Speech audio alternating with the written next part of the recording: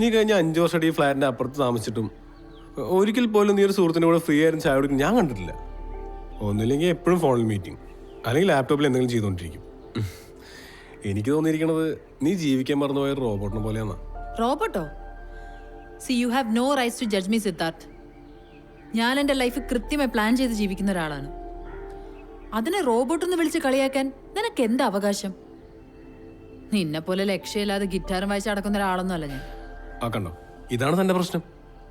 എടോ, തൻ്റെ പ്ലാനിങ്ങിന് പുറത്തുള്ള എല്ലാം താൻ ലക്ഷ്യമില്ലായ്മയായിട്ടാണ് കാണുന്നത്.